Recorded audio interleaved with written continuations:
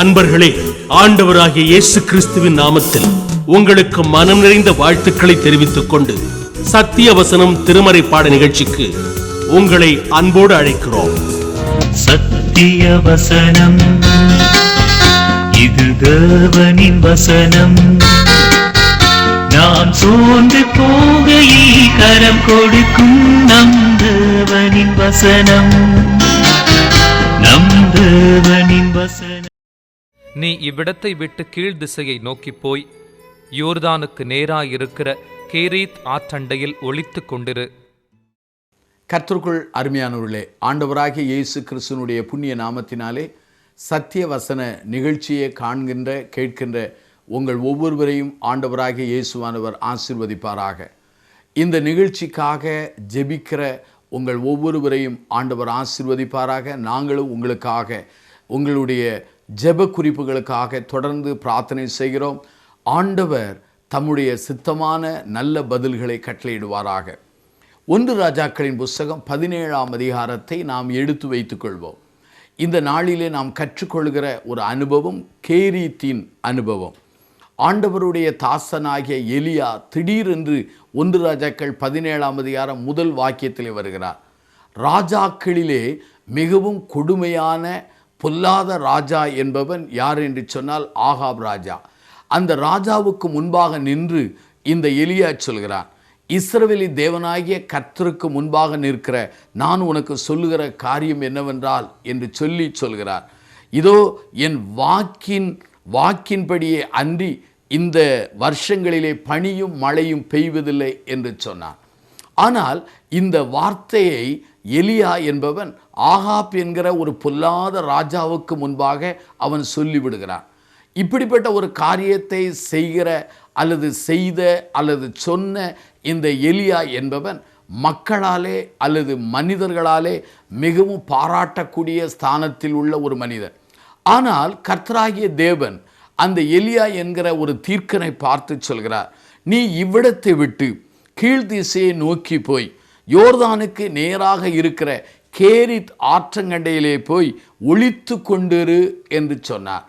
அருமையானவர்களே, கேரீத்தின் அனுபவம் நமக்கு ஆசீர்வாதமான அனுபவமா அல்லது சாபமான அனுபவமா என்று பலருக்குள்ளே ஒரு குழப்பமான ஒரு கேள்வி வருகிறது.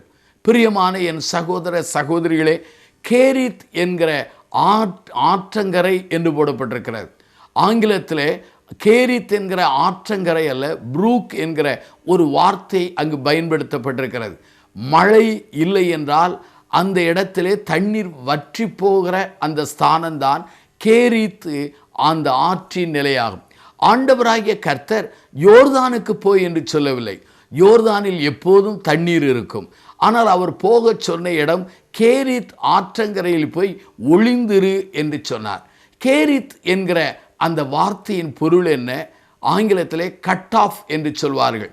ஒரு நீள கம்பை எடுத்து ஒரு கத்தியினாலே அதை சீவி சின்னதாக அல்லது ஒரு சிறிய அளவுக்கு கொண்டு வருகிற அந்த குறுகிய நிலைக்கு கொண்டு வருகிற அந்த நிலைப்பாட்டை தான் கேரீத்து என்கிற வார்த்தையின் பொருளாக இருக்கும் என்று அநேக வேத பண்டிதர்கள் சொல்கிறார்கள். அருமையான என் சகோதரனே சகோதரியே, ஆண்டவராகிய கர்த்தர் இந்த எலியாவை பார்த்து நீ கேரீத் ஆற்றங்கரையிலே ஒளித்திரு என்று சொன்னார். ஒளித்திரு என்கிற அந்த அனுபவம் ஒரு நல்ல அனுபவம் அல்ல. ஒளித்திரு என்கிற அனுபவம் மக்களாலே அல்லது மனிதர்களாலே வரவேற்கக்கூடிய அல்லது ஏற்றுக்கொள்ளக்கூடிய ஒரு அனுபவம் அல்ல. ஒளித்திருகிற அனுபவம் உண்மையாகவே வேதனையான அனுபவம். திருடர்கள் ஒளிந்து கொள்வார்கள், பயந்தவர்கள் ஒளிந்து கொள்வார்கள், அல்லது பாவம் செய்தவர்கள் ஒளிந்து கொள்வார்கள். ஆனால் இங்கு ஆண்டவர் சொல்கிறார், தன் தீர்க்கனை பார்த்து நீ ஒளிந்து கொள் என்று சொல்கிறார். ஏனென்றால் ஆண்டவர் சில சமயங்களிலே என்னையும் உங்களையும் ஒளிந்திருக்கும்படியான ஒரு இடத்தில் வைக்கிறார். அதாவது கேரீத் ஆற்றங்கரை என்பது ஒளிந்து கொள்ளும் அனுபவம், காத்திருக்கும் அனுபவம். நம்முடைய வாழ்க்கையிலே சில சூழ்நிலையிலே நம்முடைய ஆசீர்வாதங்கள் எல்லாமே மட்டுப்படுத்த ஒரு அனுபவம் தான் கேரீத் ஆற்றங்கரையின் அனுபவம். ஆனால் இந்த கேரித் ஆற்றங்கரையின் அனுபவத்தின் மூலமாக ஆண்டவராகிய கர்த்தர் எலியாவின் வாழ்வை வடிவமைத்தார். எலியாவின் வாழ்க்கையை அவர் செதுக்கினார் என்று சொல்லலாம். ஒரு சிற்பி ஒரு கல்லை வைத்து ஒரு அழகான சிற்பத்தை செதுக்குவது போல இந்த கேரித் ஆற்றங்கரையிலே எலியா தன்னுடைய தீர்க்கனை, தன்னுடைய பிள்ளையை அருமையாய் வடிவமைத்தார்.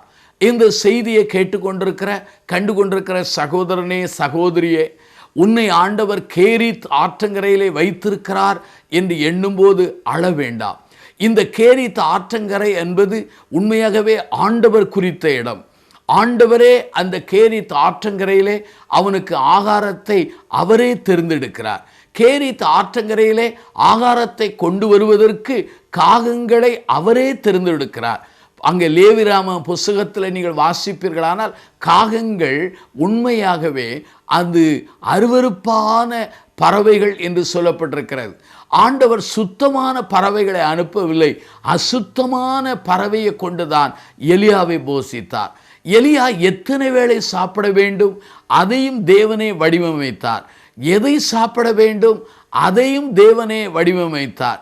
யார் அந்த ஆகாரத்தை கொண்டு வர வேண்டும், தேவன் அதையும் அவரே வடிவமைத்தார். அருமையானவர்களே, கேரித் ஆற்றங்கரையிலே ஆண்டவர் உன்னுடைய வாழ்க்கையிலே எல்லாவற்றையும் மட்டுப்படுத்துகிறார், குறுக்கி போடுகிறார், அல்லது உன்னுடைய வாழ்க்கைக்கு எல்லையை அமைத்து விடுகிறார் என்பது சொன்னால் மிகையாகாது. ஆனால் இந்த கேரித் ஆற்றங்கரையில் தான் தேவன் தன்னை நடத்துகிறதை, போஷிக்கிறதை, தன்னை பாதுகாக்கிறதை இந்த எலியா புரிந்து கொண்டான்.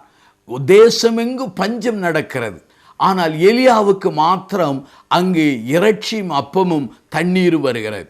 ஏறக்குறைய 2 ஆண்டுகள் கேரித் ஆற்றங்கரையிலே அவன் இருந்திருப்பான் என்று வேத பண்டிதர்கள் சொல்கிறார்கள். எனக்கு அருமையான சகோதரனே, சகோதரியே, ஒரே ஆகாரத்தை 2 வருடங்கள் சாப்பிட்டால் எப்படி இருக்கும்? சலித்து போய்விடுவோம். ஆனால் எலியாவுக்கு தேவன் கொடுத்த ஆகாரம் ஒரே ஆகாரம்தான். அப்பமும் இறைச்சியும் வரும், அங்கே தண்ணீரை குடித்து கொள்ள வேண்டும். ஆகவே கேரித் ஆற்றங்கரையின் அனுபவம் உண்மையாகவே எலியாவின் வாழ்க்கையிலே ஆண்டவர் அவனை சீரமைக்கிற, வடிவம் அமைக்கிற, செதுக்கிற அல்லது வைரத்தை பட்டை தீட்டுவது போல பட்டை தீட்டுகிற அனுபவம் தான் இந்த கேரித்தின் அனுபவமாகும். ஆண்டவர் பழைய நாட்களில் அங்குமிங்குமாக என்னை பயணம் செய்த வைத்தார். பல காரியங்களிலே என்னை பயன்படும்படி என்னை பயன்படுத்தினார். நான் நினைத்ததை செய்தேன், நான் நினைத்த இடத்திற்கு சென்றேன், நான் நினைத்த காரியத்தை நான் பேசினேன், நான் நினைத்த முடிவுகளெல்லாம் நான் எடுத்தேன். இன்றைக்கு என்னுடைய வாழ்க்கையை குறுக்கி அவர் ஒரு குறுக்கலான இடத்திலே பயணம் செய்து வைத்து குறுகிய சில காரியங்களே செய்யும்படி என்னை வைத்திருக்கிறாரே. இந்த கேரித்தின் அனுபவம் எனக்கு கசப்பாய் போய்விட்டது என்று எழுதலாம், அல்லது நீங்கள் உணரலாம், அல்லது புலம்பலாம். அருமையானவர்களே, கேரித்தின் அனுபவம் ஒரு வைரத்தை பட்டை தீட்டுவது போல எலியாவை பட்டை தீட்டுகிற ஒரு அனுபவமாக காணப்படுகிறது. இந்த கேரியத்திலே அங்கு தண்ணீர் வற்றி போனது. உடனே ஆண்டவராகிய கர்த்தர் அவனை சாரிபாத்துக்கு அனுப்புகிறார். 1 ராஜாக்கள் 17ஆம் அதிகாரத்திலே அங்கு 8-9 வாசிக்க முடிகிறது. ஆகவே கேரித்தின் அனுபவம் நிரந்தர அனுபவம் அல்ல. கேரித்தின் அனுபவம் நமக்கு தலைமுறையாய் கொடுக்கிற அனுபவம் அல்ல. ஆற்றிலே நீர் வற்றின உடனே ஆண்டவராகிய கர்த்தர் அவனை சாரிபாத் ஊருக்கு அனுப்புகிறார். ஆகவே இந்த கேரித்து அனுபவத்திலே ஆண்டவர் நம்மை வடிவமைக்கிறார். இரண்டாவதாக நம்முடைய வாழ்க்கைக்குரிய வழிநடத்துதலை தருகிறார். நம்முடைய ஆண்டவராகிய கர்த்தர் உயிரோடு இருக்கிறவர், ஜீவிக்கிறவர், பேசாத ஒரு தெய்வம் அல்ல, பேசுகிற ஒரு தெய்வம், ஜீவனுள்ள தெய்வம், மனிதர்களோடு வாசம் பண்ணுகிற தேவன், மனிதர்களுக்காக தம்மையே கொடுத்த ஒரு தெய்வம். இன்றைக்கும் தம் சித்தத்தை, திட்டத்தை தம் வார்த்தையின் ஊடாக, தன்னுடைய வசனத்தின் ஊடாக, தன்னுடைய ஆவியின் ஊடாக நம்மை நடத்துகிற ஒரு ஆண்டவராக இருக்கிறார். ஆகவே கேரித் ஆற்றங்கரையின் அனுபவத்திலே ஆண்டவர் அவனை வடிவம் அமைத்தார். இரண்டாவதாக அவனுடைய வாழ்க்கையிலே வழி நடத்துகிறார். அருமையான சகோதரனே, சகோதரியே, தேவனுடைய வழிநடத்தலுக்காக அங்கே ஓடுகிறாய், இங்கே ஓடுகிறாய். யார் வெளிப்பாடு சொல்வார்கள், யார் தீர்க்கதரிசனம் சொல்வார்கள், யார் எனக்கு தரிசனம் சொல்வார்கள், என்னுடைய எதிர்காலத்தை அறிய முடியாதபடி கண்களை கட்டி ஒருவேளை காட்டிலே போட அலைந்து திரிவது போல அலைந்து கொண்டிருக்கிறேனே என்று நீங்கள் அழுது கொண்டிருக்கலாம். ஆனால் ஆண்டவரோடு நீங்கள் வாழும்போது,